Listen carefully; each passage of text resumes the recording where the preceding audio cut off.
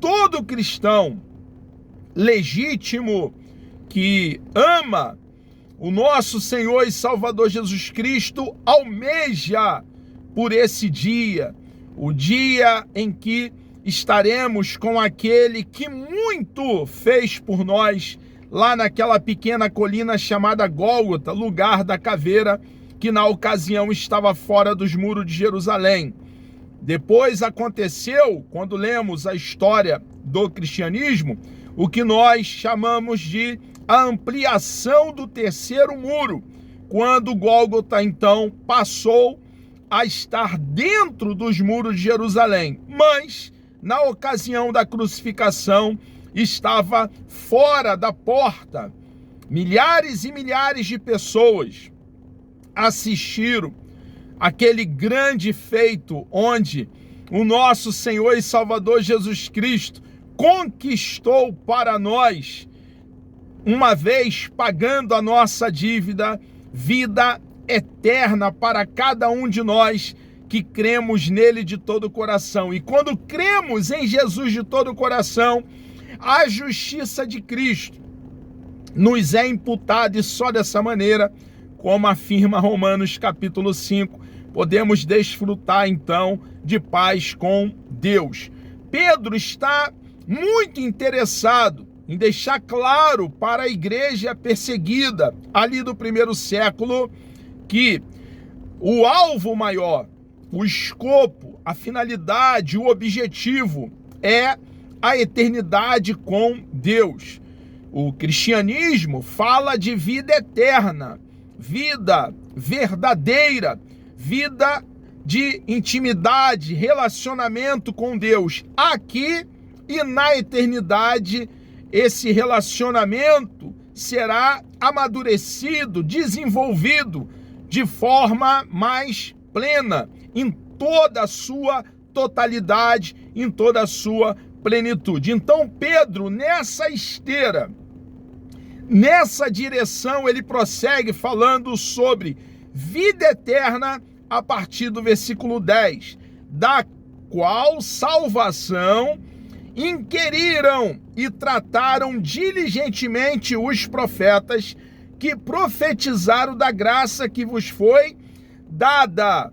O Antigo Testamento anunciou por intermédio dos profetas, vaticinando, profetizando a salvação que se manifestou por intermédio de nosso Senhor e Salvador Jesus Cristo.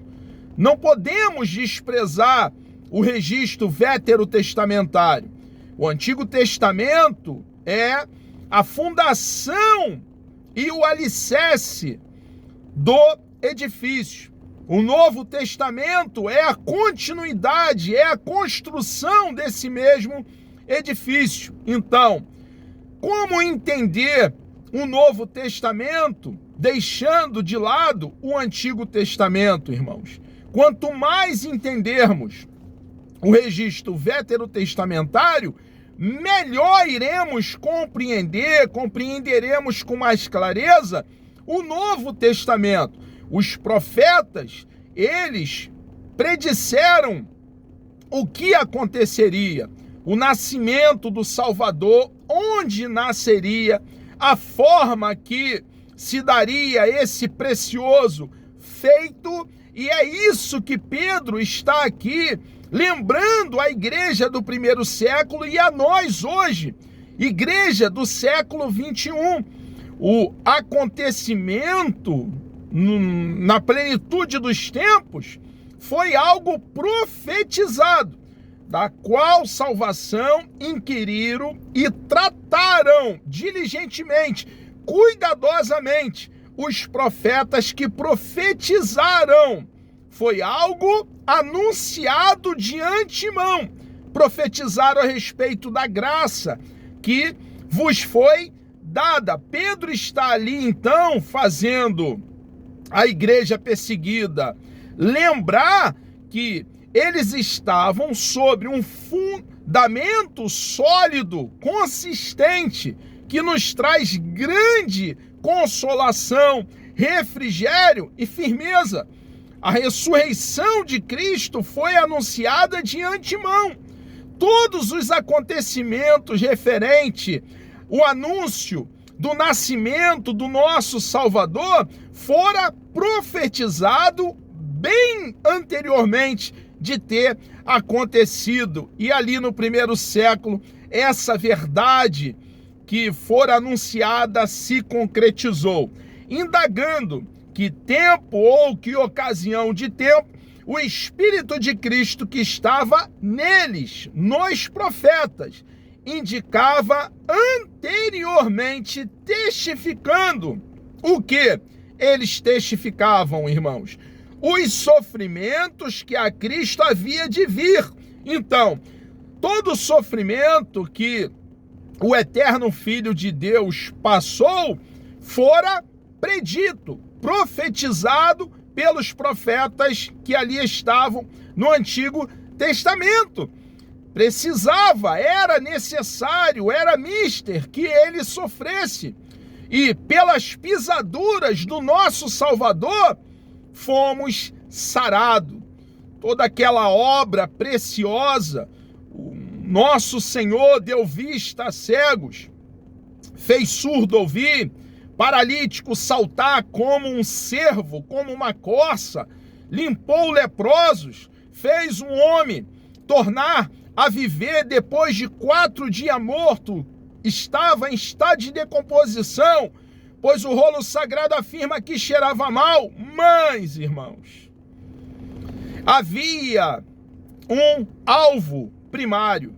Jesus veio e fez o bem, como eu acabo de aludir, sim, mas ele veio para salvar e resgatar a humanidade perdida.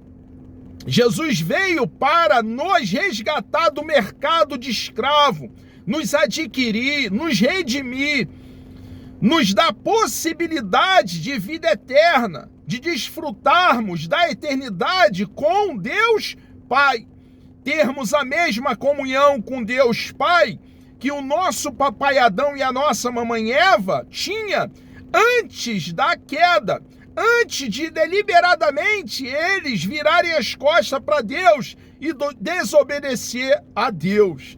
Jesus veio então, irmãos, para nos reconciliar com Deus. Deus estava em Cristo reconciliando consigo a humanidade. Pedro então ele prossegue os sofrimentos que Cristo havia de vir e a glória que se lhes havia de seguir. Jesus sofreu, passou por grandes lutas, dificuldade, mas ele venceu. Ele caminha de cabeça erguida, não como um mártir, não como alguém que foi pego e morreu pela causa. Não.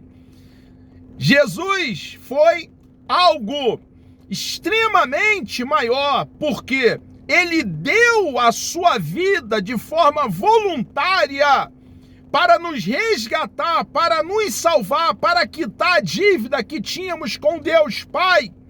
E depois de ter dado a sua própria vida, ele mesmo, o eterno Filho de Deus, a segunda pessoa da Santíssima Trindade, tornou a tomá-la.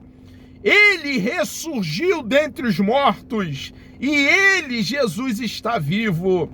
Irmãos, todo sofrimento que nós, como igreja de nosso Senhor e Salvador Jesus Cristo, que pregamos o evangelho não adulterado, não engodado, não falsificado, mas genuíno, passamos toda a luta, todos os problemas, algumas vezes estando no epicentro da dificuldade, um dia receberemos uma coroa de glória. A maior vitória que nós alcançaremos é o que Pedro está aqui deixando bem claro nas doutrinas preciosas que ele aqui registra, é estar com o nosso quinhão, com o nosso galardão, com a nossa porção, com o Deus Todo-Poderoso, com grande eu sou, que mesmo não tendo necessidade, porque não há nada fora dele que ele necessita, que ele precisa, porque ele, o eterno, é completo nele mesmo, autoexistente, autossuficiente, veio nos buscar, veio nos resgatar, o Emanuel, o Deus conosco, porque ele nos amou. Nós somos alvo do grande amor de Deus, amor capaz de dar a vida por cada um de nós.